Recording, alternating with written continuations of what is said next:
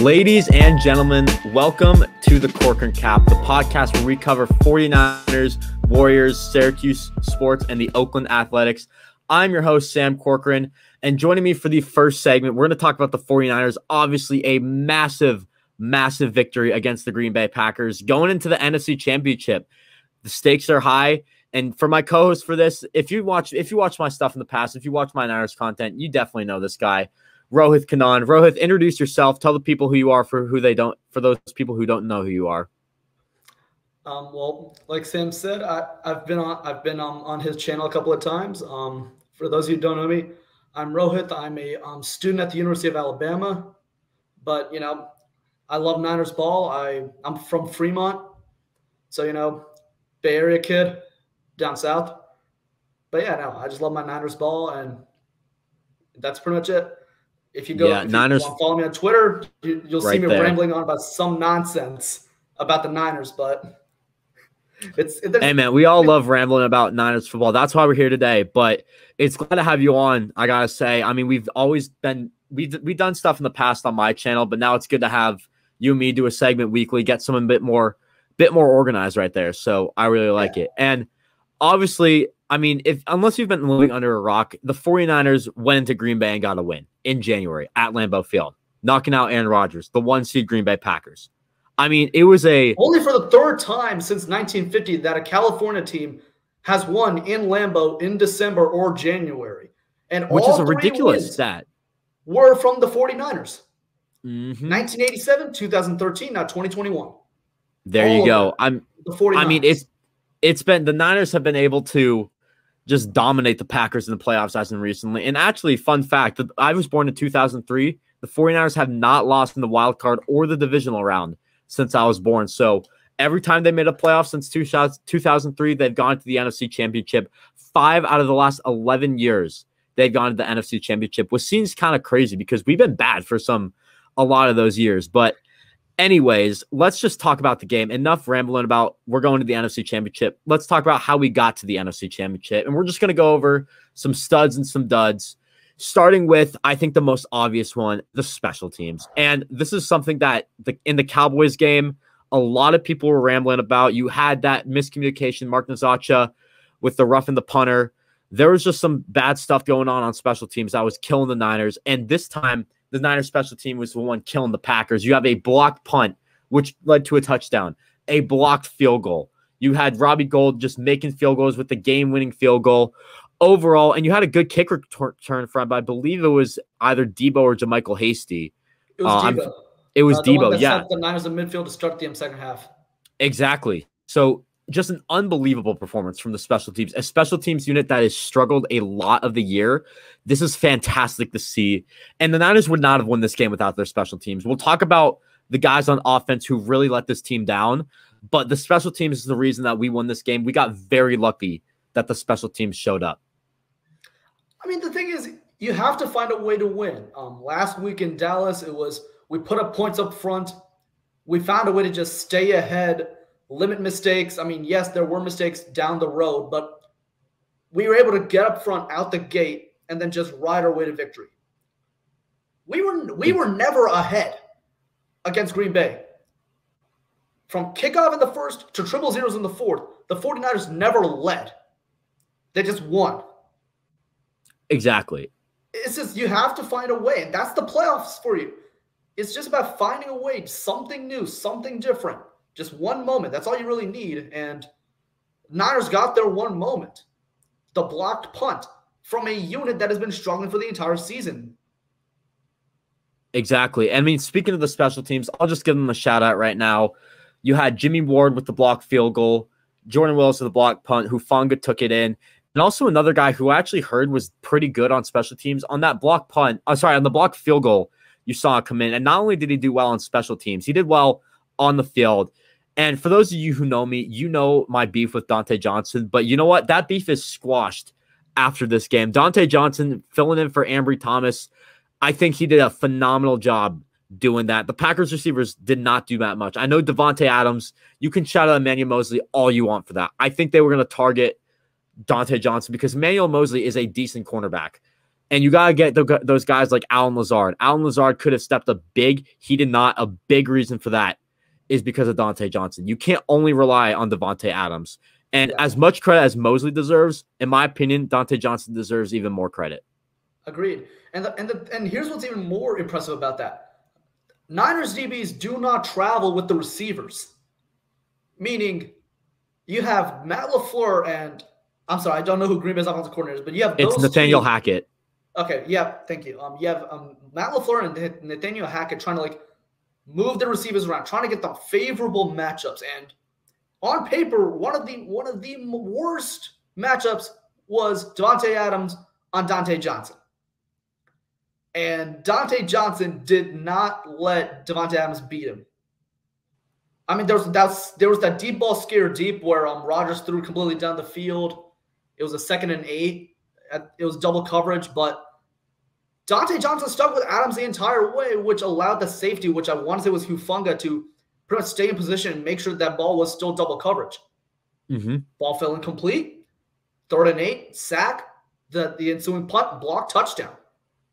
There you go. And that swung the game for the 49ers. If the Packers make that punt, it's going to be hard for the 49ers to drive down the field, especially with the next guy we're going to talk about. Moving on to some of the duds that we have, in my opinion, unless you have any more studs you want to talk about, Rohith.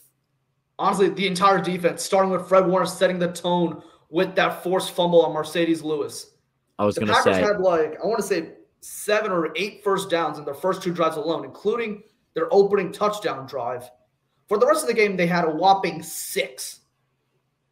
And that started with Fred Warner forcing that fumble, lighting a fire under the 49ers defense. And the defense stepped up because this defense stepped up. Flying. You can make an argument that DeMeco Ryans should be player of the game, even though he didn't even play. He's the coach. And I know everyone on Twitter after the game, he got the Vikings interview the next day, and everyone's like, just show him the tape. You don't even have to go to this interview. Excuse my language right there. I don't know what I was saying. But anyways, you get the point. The defense stepped up. And more in particular, guys who had struggled all year or who haven't really made that big of an impact really stepped up. Prime example, obviously, you have Dante Johnson. Jordan Willis, I mean, he was suspended earlier. So there you go right there with Jordan Willis stepping it up after his suspension, making the block punt, doing all that stuff. So guys who stepped it up, this entire defensive unit, credit to them. But now moving on to the offense. The offense is where the team really struggled, and they cannot struggle against the Rams, or if they make the Super Bowl, you cannot have the offense struggle against a team which would probably be Kansas City. And we saw the offense struggle against them 2 years ago, so we don't want to get PTSD of that. And this all starts with Jimmy Garoppolo. And you don't score a single touchdown on offense. If you're a quarterback that doesn't score a single touchdown on offense and you still win, you are lucky. I'm just going to say right now, the 49ers and Jimmy Garoppolo are lucky that they're going to the NFC Championship because the rest of the team stepped up. I think 2 years ago, you can make a case that Jimmy Garoppolo played a huge part in leading this team to the Super Bowl.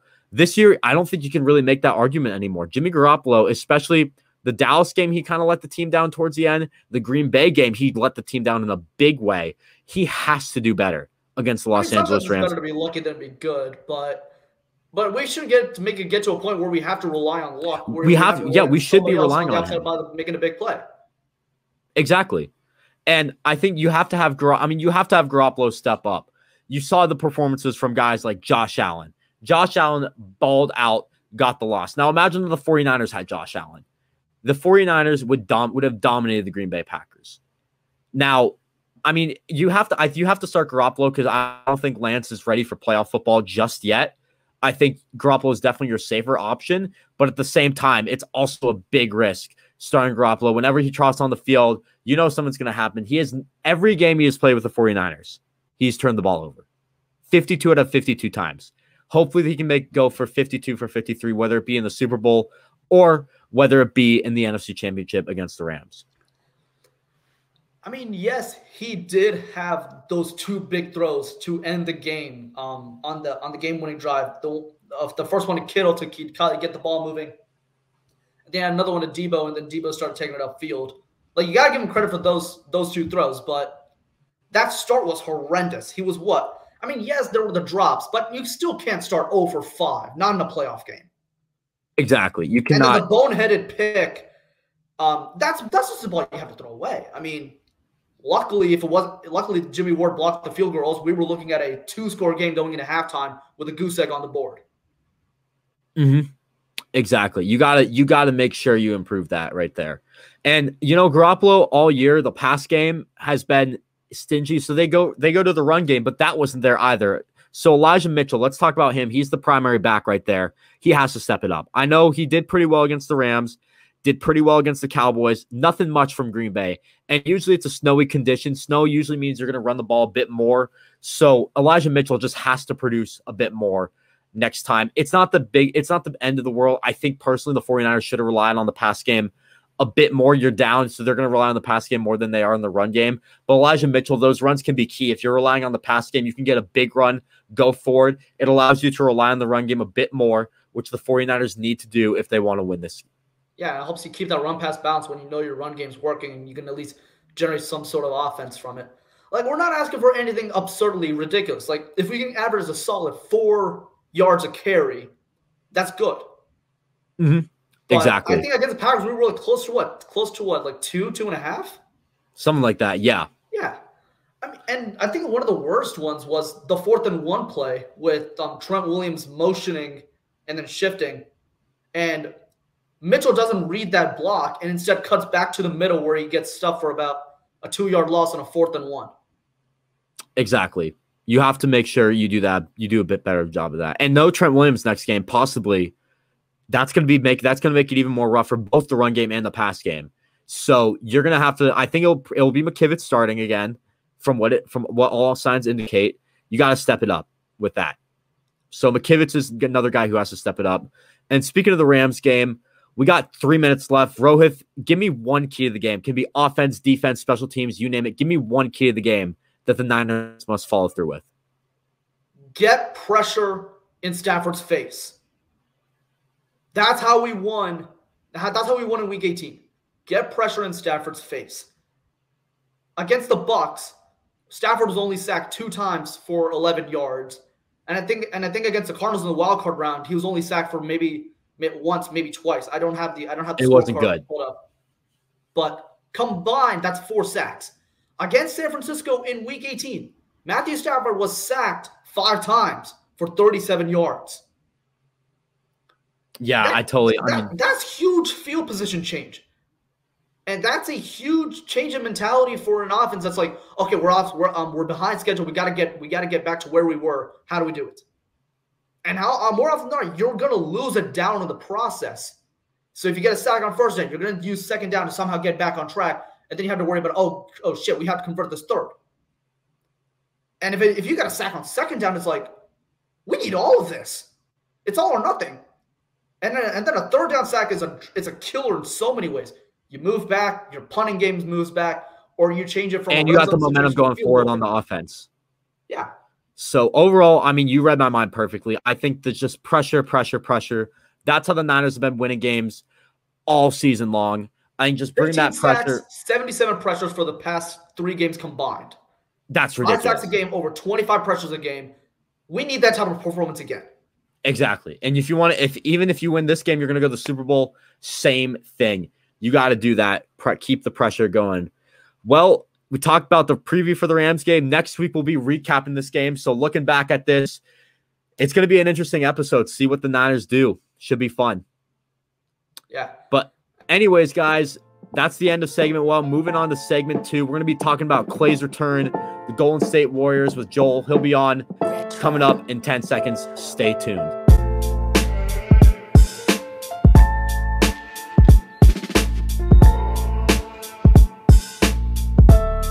Welcome back to the Corcoran Cap segment 2 on this first episode, talking about the Golden State Warriors, a team that's been doing a lot of good things as the Niners. So Bay Area sports, man, you gotta love that. I'm your host, Sam Corcoran, here to talk to me about the Warriors, and here to talk about Warriors is probably the biggest Warriors fan I know. To my right, you've probably seen him on the channel before, Joel Pettit. Joel, tell the people what's up. Tell them a bit about yourself.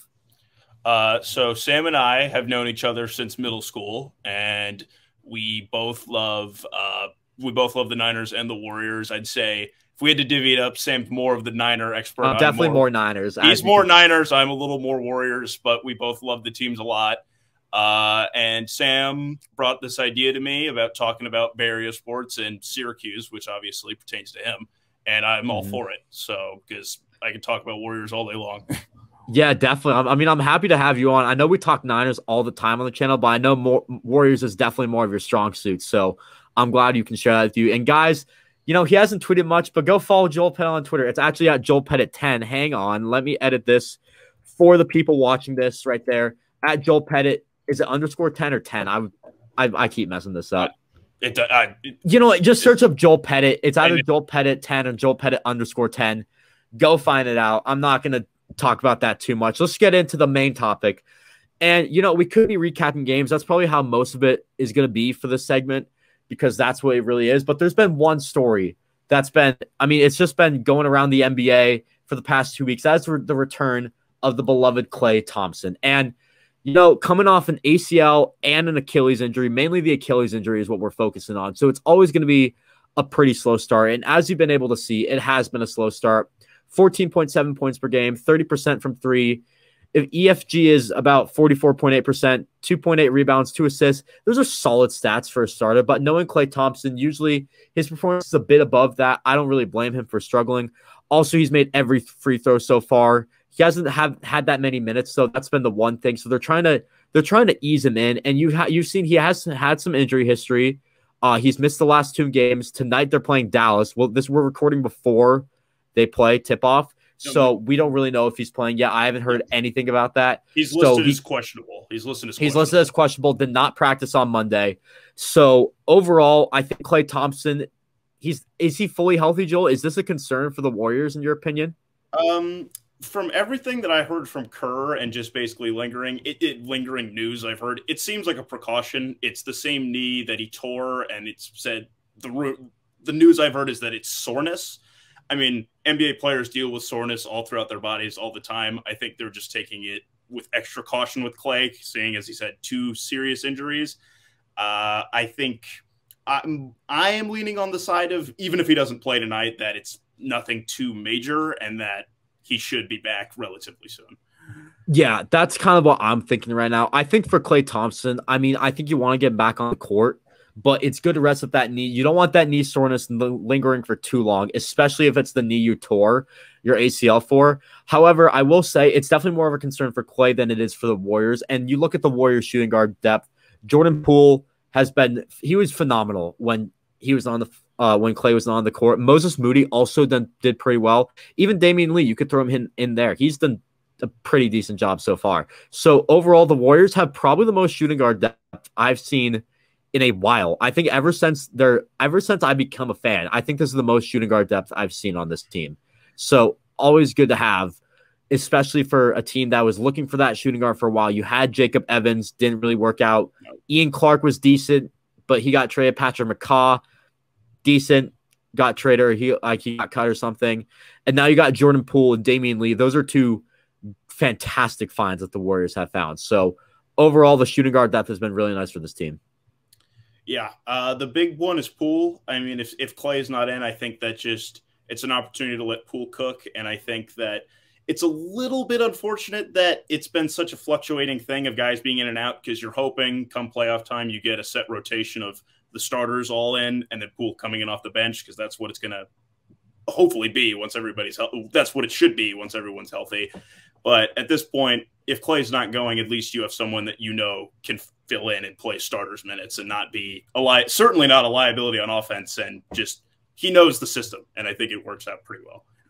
Absolutely. And speaking of Klay not being on the court, his playtime has been a bit lower. You're looking at the low 20s, high teens for the minutes played. So I think personally, I'm going to ask you this question. Should Klay get more playing time? For me personally, I think this is perfect for him. You have to ease him in, especially after the Achilles injury. Those have been killer to so many people. I know the Warriors tried it out with DeMarcus Cousins, they rehabbed him for a bit longer than he probably should have. He was probably good to go, and then they waited a little bit, wanted to get that Achilles 101%, and it didn't really work out. So I think you have to just ease him in and try it again with you. It didn't work with DeMarcus Cousins. Could be because of his size. Yeah. Now you got Klay Thompson, one of the greatest shooters of all time, a key piece to this team. So you have to ease him in more. Whereas DeMarcus Cousins, you had guys like Kevon Looney who could step in. Even though DeMarcus Cousins was better in the past, Kevon Looney could make that transition to center and play for him. But Klay Thompson has been a pivotal part to this team for so long. You got to have him in. Make sure he's 100% ready to go. Good thing to ease him in my opinion. So I think the play time right now is good, and it should be going up after this, and I believe it has been going up. It's been steadily growing up. It's pretty small, I think, just from listening to what they're saying on TV and reading articles, that they're capping him now at around 24 minutes as opposed to when he first started, it was about 20. And I think when you look at his minutes per game, he's played 6 games and he is right at 21 minutes a game. So I think we'll slowly and steadily start to see it go up. I mean, the Warriors do a good job of divvying up their minutes. Only 2 players on the team, I believe, play over 30 minutes a game. I think that's Steph and Wiggins at this point. So ideally, Klay is only going to be playing in the high 20s, low 30s, but I think surely soon enough we'll get to that point. Exactly. So I think Klay Thompson, I mean, so far it's been pretty good so far with what he's been doing. 14.7 for a team. I mean, I think you could expect more from him, but I think coming off an injury, he hasn't played in, it was like over 900 days, something like that. It was over 900 days, and I'm not too worried about it. You mentioned his splits. I did the math. I checked it out. He's at 30% from 3 right now. If you take away his most recent game played, which was against the Pacers, he was 0 for 7. Then he's at 36% on over 7 attempts. That's already really good. We obviously know him as a career 40% shooter, and he'll get back to that. But I think so far considering all the obstacles he's had to overcome, his mobility looks pretty good. On defense, he's got a strong base. Guys are trying to post him up, and it's not really working. I've seen him get beat a few times on switches and around screens. I think that's natural because just maybe a step slower from it. Not even a step slower, half a step slower, and lack of familiarity with his teammates. They don't know how to switch and the way to do it. Yeah, not that many people on this team from the last time he played. You have who do you even have? You have Curry, you have Looney, and Draymond, Damian Lee, Draymond, Iguodala. And I mean, Iguodala and Lee, because Lee barely played the last time Klay was here. He was literally, I think, the 14th or 15th guy on the bench. Something like that, yeah. And Draymond hasn't played at all. I mean, other than the 7 seconds, the 1 second he was The 7 seconds, yeah. He's been dealing with that calf cramp or whatever that is. Yeah. They said it's a calf thing, but it somehow is related to a disc in his back. That's what I heard. So hopefully that will get situated because he's been a key piece to this team this year. And as you said, Klay's game has changed a little bit. I think that was going to be expected. He's a bit slower. But one thing I've noticed just by watching the highlights is that he's been driving to the rim a lot more often, which I think is definitely interesting. Taking a step back from shooting threes, which you would expect from a guy who wants to be a bit less physical after an injury. It seems like Klay wants to be a bit more physical.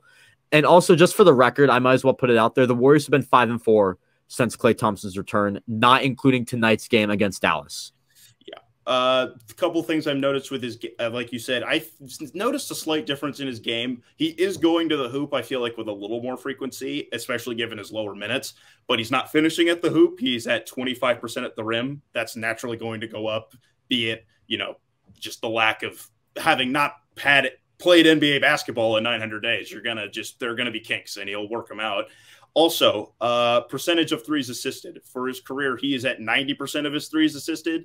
In his first 6 games, he's a touch under 70%, which is a little interesting. I mean, he's shooting definitely more off the dribble, and there's no lack of confidence in letting him fly. At touching before on his minutes, he is playing 21 minutes a game. He's getting up a little over 14 shots in 21 minutes, which not being shy about shooting the ball, which is good. I think the more and more we give him opportunities to get looks, be them good or somewhat forced, I think Klay's a good enough shooter that with time and reps, he'll get back to what we need him to be. Yeah, totally. That's what I'm expecting for Klay. I think this could be a successful recovery so far. I think you've been looking good from considering all the circumstances. You're looking good. And I think the 5-4 return, I mean, I don't think it's a lot on Klay. Let's talk about another guy who has been really struggling after a very hot start. Let's talk about Steph Curry for a bit. Yeah. I sent you that video from Jason Dumas where he was just bricking after bricking threes in practice, which you never see from Steph Curry. Since January started, he's been 29.9% from three, in comparison to 37.4 in December, 42.3% in November, and 38% in October. Now, Joel, do you think Steph's struggles have been hurting Klay Thompson's play? You know, you said he's been doing a lot more off the dribble. Steph Curry, he's the point guard. He's going to pass the ball a bit more. Do you think Steph Curry, do you think that's been affecting Klay Thompson's play at all? Or do you think Klay Thompson is playing at his best level right now? I think it's going to be interesting to see. It's all different without Draymond, because naturally when this team is at their best, it's Draymond usually with the ball in his hands and Steph and Klay moving moving around off ball. So with Steph having to be more of a point guard as of in the last couple of games with no Draymond, I think that's a valid point, because I think with defenses loading up on Steph, it can make it hard for him to get it to the right guy. And I think that some of Klay's looks have been just forced by him, but some of them could be because, I don't know. Steph always draws attention. So I think no matter what Steph's doing, I don't think it's going to be impacting Klay too much. But overall, for just team morale and everything, these Steph struggles have been less than ideal. But we've seen him struggle shooting before, even for prolonged periods of time. So I'm not too worried about it.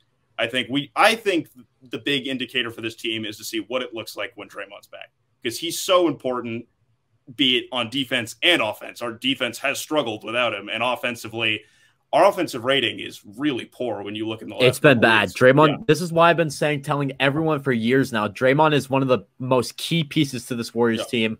No one's been able to see it. Now you do. Yep. So Draymond being back, I think you're right. I don't think you're going to get a fair evaluation of Klay Thompson until Draymond Green is returned. I think Steph Curry's struggling.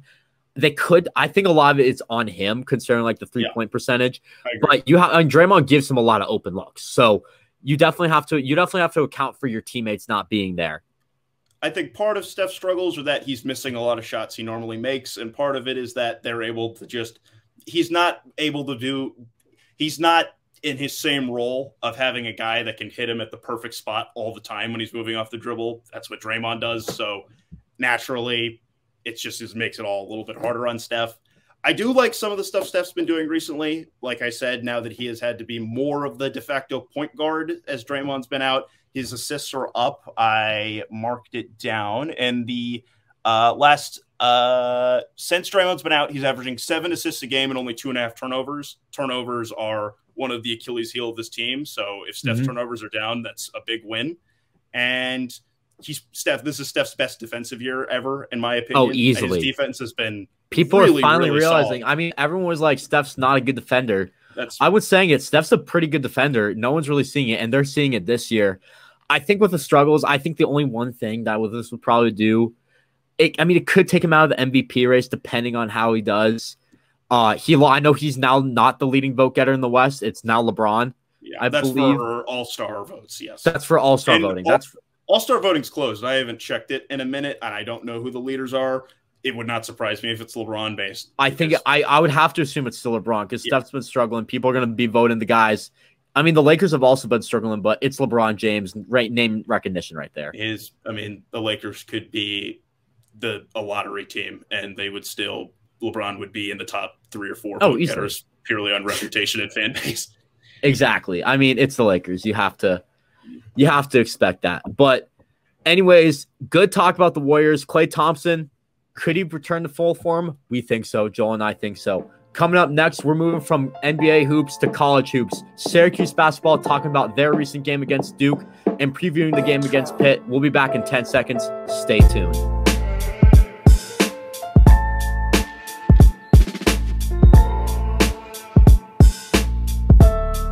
Welcome back to the Corcoran Cap segment 3 on episode 1. We were talking about professional hoops in the last segment. Now we move to college hoops. Syracuse basketball, they just played Duke, the 6th best team, now the 5th best team in the country, I believe, if you look in the new rankings. We're going to recap that game, see how Syracuse fared against one of the best teams in the country. As always, I'm your host, Sam Corcoran, and for the Syracuse segments, we're going to be covering Syracuse basketball and football down the line. Obviously, we're covering basketball, but for these Syracuse segments, I have my co-host to my right, if you're watching the YouTube video, Zach Kopelman. Zach, how about you introduce yourself to the people? Tell the people what's up. I'm Zach. Obviously, I'm a Syracuse student. Huge fan of Syracuse sports. little disappointed recently. So I'm sure we're going to have some stuff to talk about, maybe rant about today. But that's basically it. That's what I'm here to talk about. Yeah, definitely. And guys, you can see it under Zach's name, but make sure to follow him on Twitter at ZCope3. Talking a lot about Syracuse. If you're a Steelers fan watching, got to follow him. And Knicks, obviously, you see the Knicks flag in the background. But I got to say, Zach, ever since I met you, I mean, we've always wanted to do a pod together. So I'm really glad we get this opportunity to go on and talk someone that we both love, Syracuse hoops or Syracuse football, or whatever it be.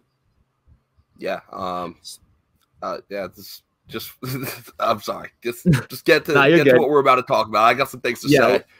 Yeah, definitely. We got a lot of things to say. So as I said, Syracuse just got blown out by Duke, one of the best, if not the best team in the country, depending on who you ask. And there's definitely some positives to the game. So I say let's start with that because we can get the negatives out the way later on. That's what we're probably going to be talking about. First positive, I think we can both say, is Jesse Edwards.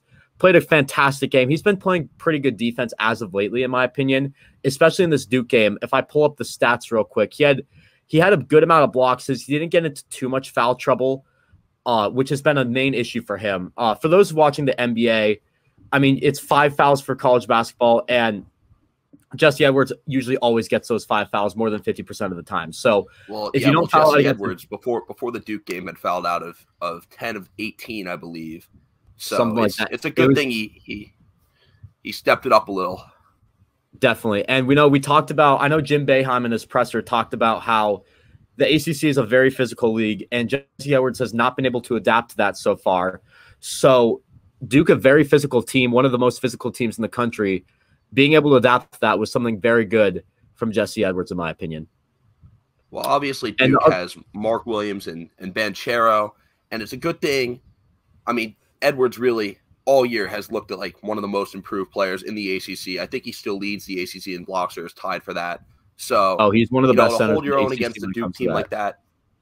Yeah, to hold your own against a couple of physical centers like that, a couple of guys who are probably going to be NBA players. I mean, Banchero especially. Like that's what you really need, even if you're going to get blown out like they did. But that's not as much on him. Exactly. Another positive from this game, speaking of the front court, we're going to talk about Jimmy Boeheim. And Jimmy Boeheim, I got to say, looking at his stats recently, he's been a very consistent player, did pretty well against Duke, one of the highlights for the Syracuse team that did not have a good game. And he's just been very consistent lately. And Zach, I got a quick question for you. I know you have Jimmy Boeheim, you have Buddy Boeheim. Everyone knows about Buddy Boeheim, what he did in March Madness last year, Buddy Buckets. Jimmy, the transfer from Cornell. Is it time to start calling him the better Boeheim brother? I'm just about to pull up the box score for Jimmy. It seems like he takes a lot of shots a game, and obviously he's a good scorer, and Buddy has his off games. I don't know if I'm ready just yet to say that he's better than Buddy. And as good as Jimmy is, great stretch four, great interior scorer, I feel like he occasionally goes on runs where he dominates the ball a little too much. And he struggles defensively. And, I mean, Buddy has his struggles defensively too, but at the power forward position and at a position where even some people were talking like play him at a small ball 5 because really he's too slow to play out on the wing. He's too undersized, doesn't have the length. And, I mean, that's not to knock him as a player. I mean, you can't change any of that. But I think we'd have to see a little bit more of a cold streak from Buddy or a little bit more from Jimmy to go ahead and say that. Yeah, definitely. I mean, it's definitely a tough comparison because you look at the stats. Jimmy is more consistent than Buddy Boeheim from what I'm seeing, and I've also just noticed that by watching games. But when Buddy shows up, he shows up big time. Jimmy Boeheim's always going to be that number 2 option, never really going to be a number 1 on that team. He's probably the number 3 on the Syracuse team when you count Gerard and Boeheim. I mean, Gerard and Buddy are really, I'd say, the most ball dominant scorers. They are obviously taking most of your shots. I mean, I think you get pretty balanced scoring from your starters, but the backcourt is taking a lot of those shots, and they're trying to be your primary scorers. So those are probably your number 1 and 2 options. Absolutely. So Jimmy Boeheim, I mean, also considering that he's a 4 and is not the best defensive player, whereas Buddy also not very great defensively, but he's a shooting guard. I think you have to be a lot more better defensively as a 4 than a 2. So overall, I think it's a hard comparison, but I think right now I'd give Buddy the upper edge. But however, you have to admit that going into the season, it was Buddy, Buddy, Buddy. Now it's a debate. I wouldn't be asking this question at the beginning of the season, but now you could say that Jimmy Boeheim could be one of the better players, if not the best player on the team. You can make a very solid argument for that. I really think you can make a strong case for 4 or 5 of the 5 starters as absolutely the best player on the Syracuse team. Definitely. Now, we talked about some positives from the Duke game, but obviously they lost 79-59. So there's got to be some negatives. And we were just touching on Buddy Boeheim. And the reason a lot of people are starting to call him worse than Jimmy Boeheim is because he's been struggling. I mean, he's just been so inconsistent, I should say. The Duke game, only 7 points. And on top of that, Joe Girard really struggled. And they've been kind of inconsistent lately. I feel like both of them, where you need them to be the 2 primary scorers. So my question for you, Zach, is this something to worry about, or is the problem the rest of the team not being able to pick up Buddy and Joe Girard? I think you got to put as much, if not more, blame on Girard and Buddy than anyone else on this team, because the offense relies so heavily on outside shooting, and obviously Edwards has been playing well in the paint. I think he's averaging 15 points a game. That's something fine. Like that. But you can't rely on inside scoring. This is a 3-point shooting team, and your 2 best 3-point shooters, Swider debatably, he isn't consistent on his own, but inconsistency is the main scorers of Syracuse basketball. Yeah. I mean, you look at Girard, especially, was taking some really tough shots last game.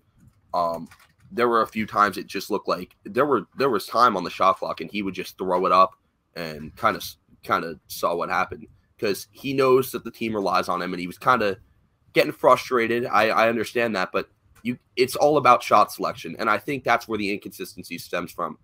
If you take better shots, you're going to make those shots. I think it's as simple as that, and Syracuse needs to find better shots for their 2 best shooters.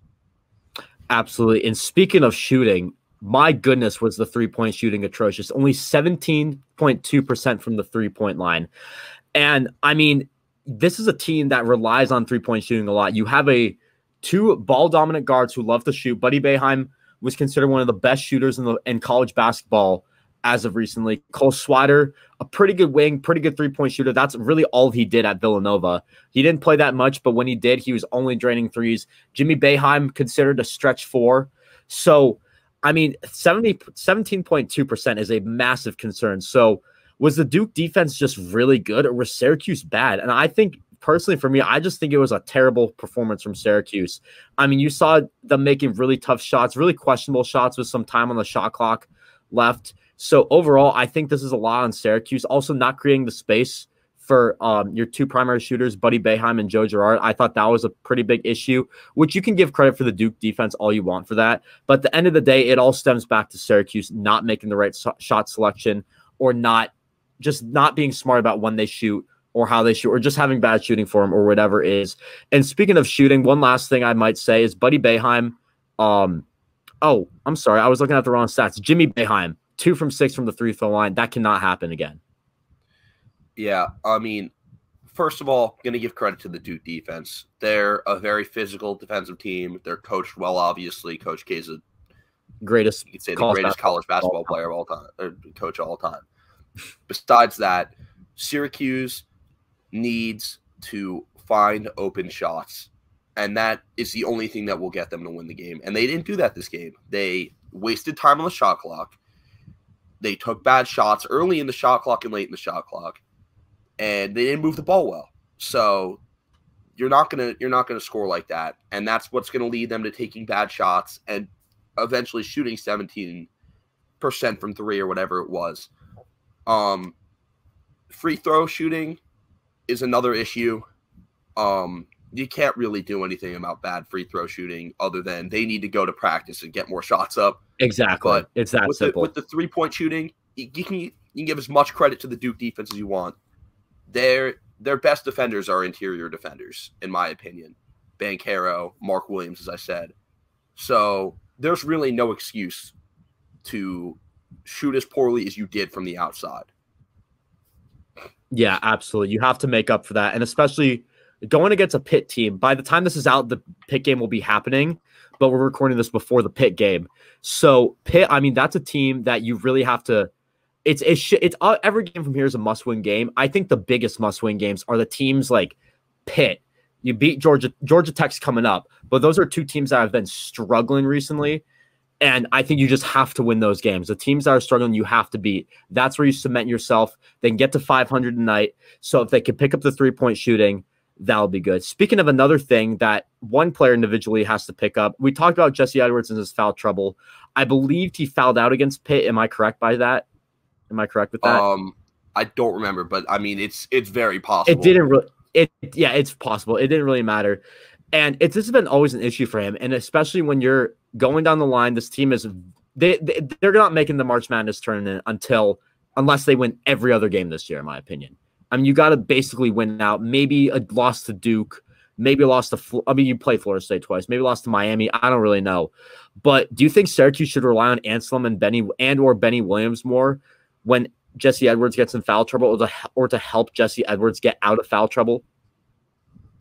I don't know if Anselm is a super reliable center, and I don't love the idea of playing at Benny at the 5 just yet, considering his build. I think if you do go small ball, depending on the matchup, you can have Benny play center or Jimmy play center, and I think they could come in together. It'd be interesting, but Anselm against the traditional center, especially the backup centers in the ACC, I think could hold his own, but it's really all about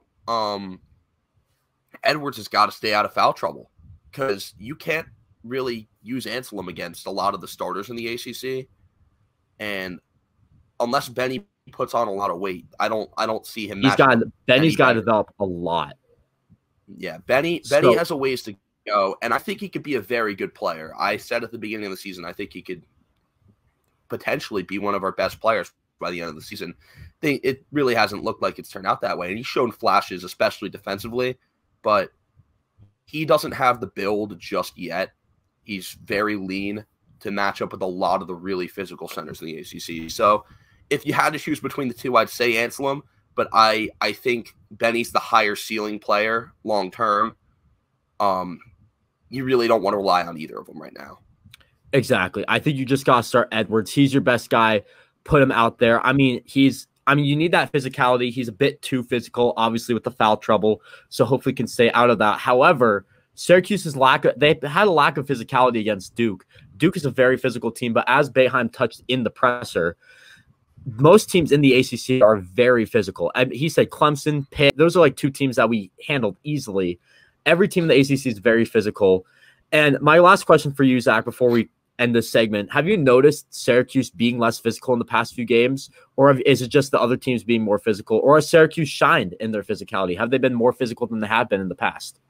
Syracuse, from the beginning of the season, has not been a physical team, and I think other teams are picking up on that.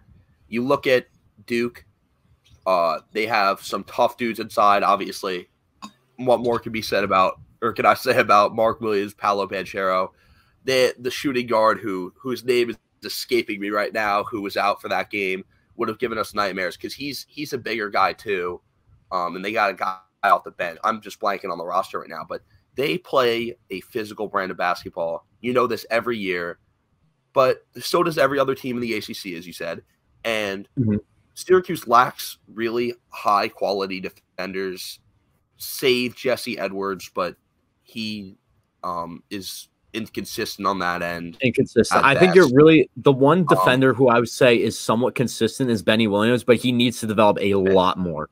Benny's good off the bench, and I think Swider has his moments defensively, but for the most part, the starting lineup, Jimmy, Gerard, Buddy, really struggled defensively, even in the zone, and they need to play less lax and kind of match physicality with physicality. If that involves Jim taking him out of the zone occasionally and pressing, I think that should be an option. I honestly, at this point, they switched up the zone looks. It hasn't necessarily worked. It worked against Indiana. It hasn't necessarily worked all season. They've obviously given their traditional 2-3 look. Nothing's really worked long term for them. I think they need to look into switching it up a little bit more, or just at least putting a little bit more effort in and looking like an actual team on defense. Because occasionally, your three better players on offense don't look like they want to play defense. Absolutely. You gotta be a bit more defensive going forward. And unfortunately, that's all the time we have. Zach, it's always a blast having you on for the first time. Looking forward to doing this more. Coming up, the A segment coming up next for the fourth and final segment. We'll be back in 10 seconds. Stay tuned.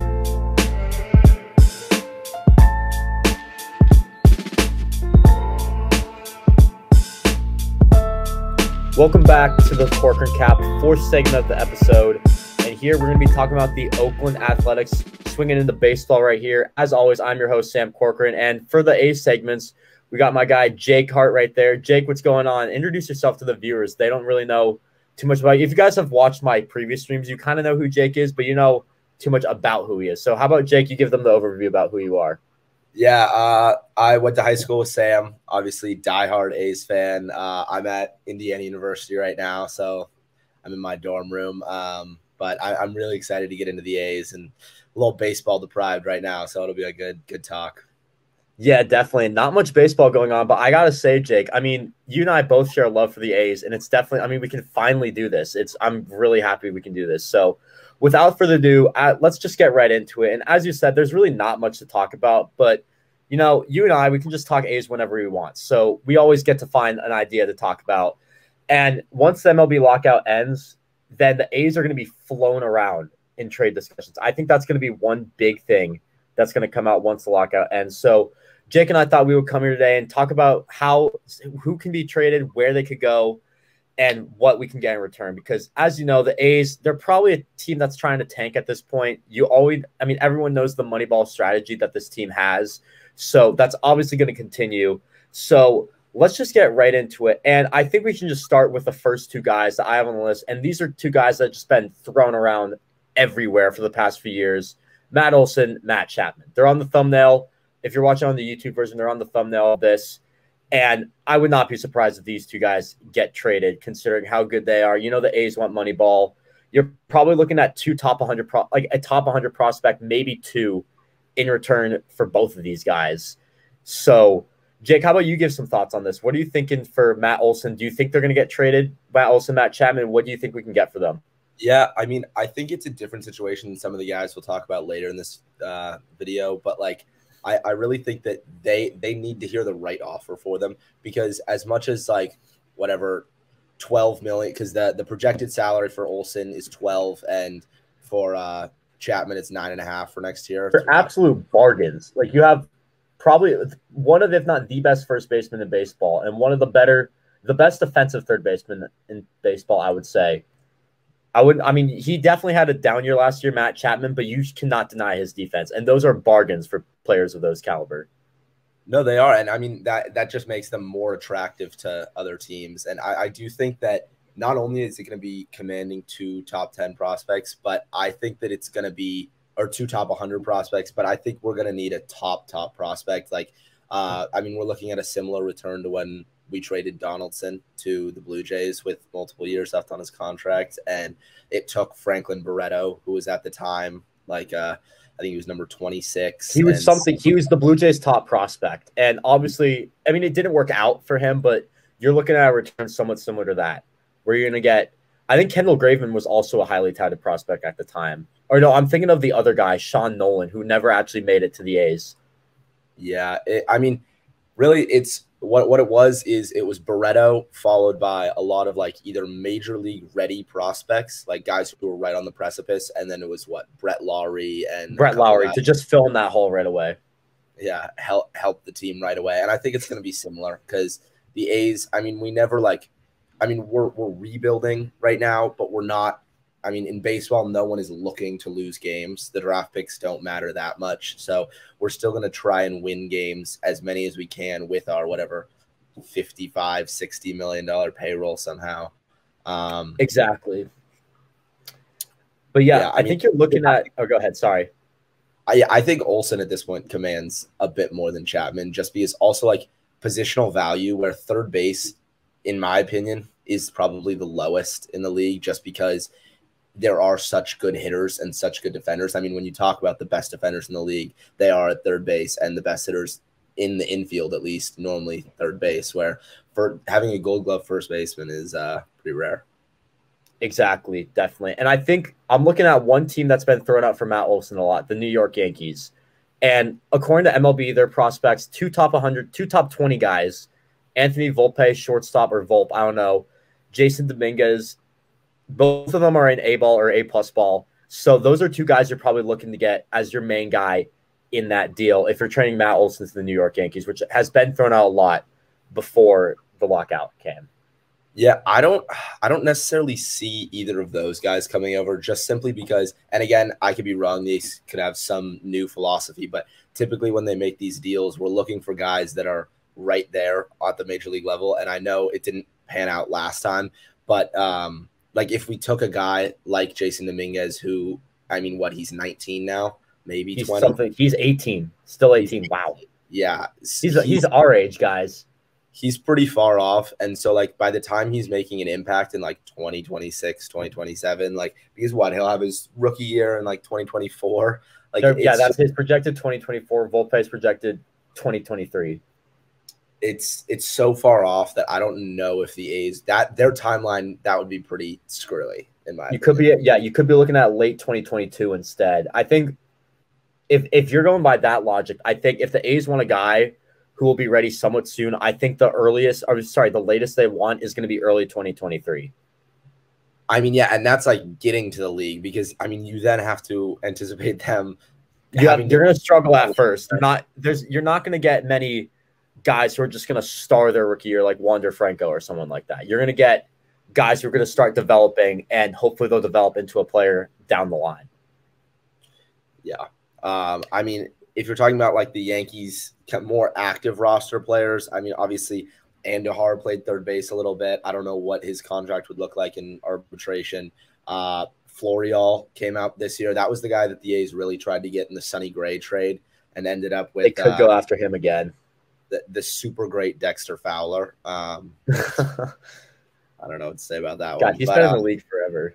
And then I did hear a couple things about Luis Gil, potentially their flame-throwing starter who had such a good start to this season, or start to his career really at the end of this season. But it's going to take a lot, and there are other competitors. I mean, really anyone who doesn't have a franchise first baseman is looking at him. Exactly. And now those are just 2 guys that the A's could trade. There's always going to be a lot of guys, and I think when you look at what the A's have done with the Moneyball situation, you're always looking at guys who are under contract until the next year or the year before, or the year after, I should say. So 2023 and 2024 free agents. Few guys stood out there. You have Sean Manaea, Chris Bassett, Frankie Montas, Chad Pinder. So Manaea, Pinder, and Bassett are 2023. Everyone else is 2024. So Montas, Tony Kemp, Steven Piscotty, and Elvis Andrews. And Jake and I were talking just before the podcast. Elvis Andrews is kind of a package guy. You want to package him in a deal with someone because of that ridiculous contract that he has. Yeah. But other than that, I mean, do you think you could get a top 100 prospect for either Manaea or Bassett or maybe even Frankie Montas? I mean, I could see it being similar to actually how we got Montas a while ago in a trade with the Dodgers where we gave up Rich Hill and Josh Reddick, and we ended up getting who was it? Jarrell Cotton, I think was the guy. And I think it was some position player that is irrelevant at this point. But kind of packaging 2 guys who couldn't gain those like kind of elite level prospects because Montas was when we traded for him. Oh, Grant Holmes was the other one he's still right now. I think he's in the top 20 or something. But like Grant Holmes he was a pretty highly touted guy at the time. And so I think if a team is looking for 2 pretty cheap pitchers under contract, like we could flip Montas and potentially like if you want a 3rd or 4th option, maybe even a 2nd option, you can totally get those guys. And I know we've been also talking about prospects a lot because obviously that's going to be the return you get. I just want to point out on MLB.com, we have 1 top 100 prospect, and that is Tyler Soderstrom at 42, and their projection for him is 2024. So you got to get guys quicker than that if you want to make a push somewhat soon, which I don't know what's going to happen. then you have to get guys sooner, or else you're going to be stuck in this mediocrity or just low level of MLB play for a while. Because MLB rebuilds are always hard. They take a while to do. I mean, I think we'll really see. We're doing a rebuild of some kind, and as we talked about, like, we're really going to see what kind of rebuild that is. Because if we see everyone get traded, but like kind of Olsen, Chapman stay, then we could be in a shorter time frame for a rebuild.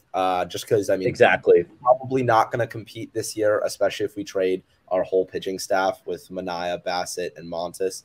But like, if we trade a guy like Murphy, I don't even know what to say. Like, he's far from being a free agent, and he's what he won. Sean Murphy should be untouchable. I think you need guys like him if you want to say somewhat competitive. You can't just say blow it up and then you're going to be terrible. Nobody's going to want to play for you, especially a small market team like the A's. Like, you have to have something that attracts these players. I mean, getting rid of Melvin was it was an interesting way to start. I do not understand that. And speaking of Bob Melvin, out of all the guys we said, do you think San Diego would be an option for any of these guys? Do you think Bob Melvin will want some of his guys to come back? Personally, for me, I think their pitching staff is loaded. So I would personally think they would go after a guy, whether Olsen or Chapman you could go after, but they're already stacked. I mean, you have Machado and Tatis, so I doubt you'd go after Chapman. First base, I'm blanking on who it is. It's a good player. Eric Hosmer. I think you could upgrade with Matt Olson. If you want to deal with Matt Olson, you could do Olson for Hosmer and a top prospect, but I feel like you can get more for that if you want prospects for the A's. I think one of those smaller guys like Pinder, Kemp, Piscotty, Andrews, you could package in there. I thought they would want Andrews because they're set shortstop. You don't really want that contract for a backup position. So personally, I think Tony Kemp would work out because the Padres are a team that have depth at every position. And Tony Kemp, if you have an injury, just put him wherever you need to go. Yeah, I mean, I think it's tough with the Padres and the A's, especially when you talk about Olsen, just because, you would probably have to trade Hosmer, and then the Padres would have to eat so much of that contract to get it done that I don't see it happening, especially because Olsen, once he gets there, is expecting a long-term deal. I mean, you see what Tatis and Machado did with their money. So I don't necessarily see it. Yeah, I mean, they've got Clevenger coming back on the starting rotation. They have Clevenger. I think you have Clevenger, you have Blake Snell is there. Yeah, I mean, you got a ton of guys. Obviously Paddock. And Paddock, Darvish. Darvish is still there, yeah. I mean, if he wasn't coming off that weird suspension, I would say Laureano would work. I don't know what their Trent Grisham, if he's their long-term option in center, but I mean, you could. I think teams would be willing to take on the suspension for Ramon Laureano, considering how young he is still. I mean, he was only a rookie in 2018. So I think you still got a lot of time to come up. And if I look at how old Ramon Laureano is, he might not be on the active roster, actually, because of his suspension. 26. Something like that. I'm trying to see if there's – he's not on the active roster because he's still suspended. So I was just on the A's. 27. So that's still pretty young. You're entering your prime there, probably. Most MLB prime, you're looking at the late 20s, early 30s around there. So I personally, I doubt the A's would trade him. But if a team wanted him, it might take a bit to get him because I think I wouldn't be surprised at this point. I mean, and then obviously the Padres outfield is their biggest need by far. I mean, they've got Profar, Grisham, and Will Myers right now. Yeah, something like that. I think you're good right there. Is one of the Upton brothers there? Or am I tripping? No, Justin's in LA. I think that was a while ago when Melvin Upton Jr. was there. Because I mean, on the infield, you're pretty solid with Hosmer, Cronenworth, Machado, and Tatis. But exactly. I mean, catching's a bit of is Nola anything? I don't. Probably not. You could probably make if Sean. I mean, you could get Sean Murphy to come. I highly doubt that the A's are going to be willing to trade.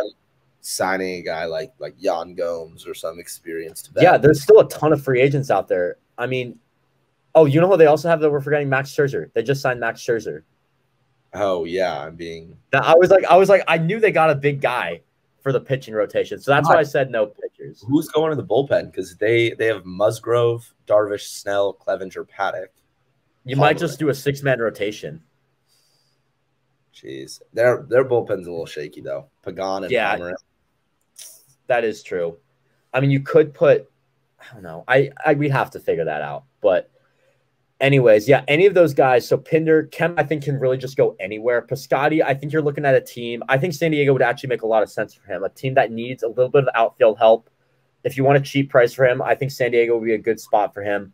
Pinder's also kind of a utility guy, so he could go somewhere like Kemp. I think Pinder could gain something. I don't. Piscotty he's kind of dead money at this point, in my opinion. That is true. You could field might be a package deal. 35 OPS, and he's in his 30s. He's not getting any better. I don't know. I mean, it seemed like he could be something special. He was at 800 OPS, and he was a top prospect at one point. But I mean, someone would have to have pretty big faith, especially I don't know if I see the A's with the circumstances in which he arrived at the team, obviously because his mom and he is from here. So I don't know if I see him being moved. Yeah, that makes a bit of sense. Well, Jake, I mean, I would love to talk trades with you all day, but unfortunately we are out of time for the segment, and this will conclude the end of episode 1 to the Corcoran Cap. I hope you guys all enjoyed this so much. Make sure to follow all the guys on Twitter. You got Zach, Rohit, Joel. Jake, unfortunately, you need to get a Twitter, man. Get on that, bud. Yeah, I'll get there. There you go. But when Jake gets Twitter, I'll put it out. But anyways, guys, that's going to do it, and I will see you guys next week. Peace.